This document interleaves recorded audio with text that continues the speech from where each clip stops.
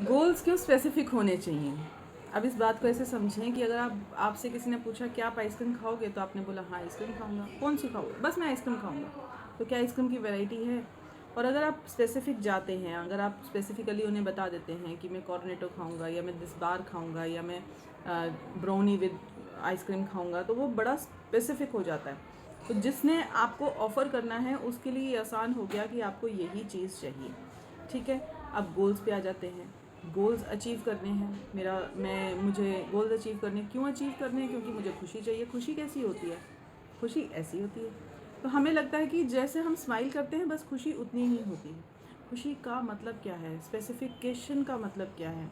आपके गोल्स का स्पेसिफिक होना क्यों ज़रूरी है? अगर गोल्स कंफ्यूज हैं, आप कंफ्यूज हैं, तो यूनिवर्स आपसे ज़्यादा गुना कंफ्यूज है, क्योंकि उसे तो समझ नहीं आ रहा। वो आपकी ज़िंदगी में सब कुछ ला के दे देता है, फिर आपको समझ ही नहीं आता, आपको पसंद नहीं आता, आप एक्नॉलेज ही नहीं करते। जो मैंने मांगा था वही मुझे मिला है।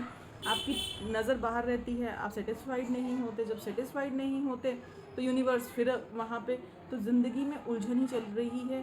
स्पेसिफिकेशन है नहीं, स्पेसिफिकेशन थॉट्स में नहीं है, स्पेसिफिकेशन गोल्स में नहीं है, और क्लैरिटी अपने पास अपने विजन में नहीं है। तो जब हमारे पास ही विजन क्लियर नहीं होगा, हमारे ही गोल स्पेसिफिक और क्लियर नहीं होंगे, तो यूनिवर्स बेचारा क्या करेगा? और वो तो कंफ्यूज होके सारा ही आपको दे जाएगा। ये लो, ये भी कंफ्यूजन भरी ज़िंदगी। नौकरी मिल जाती है, पसंद नहीं आती, छूट जाती है।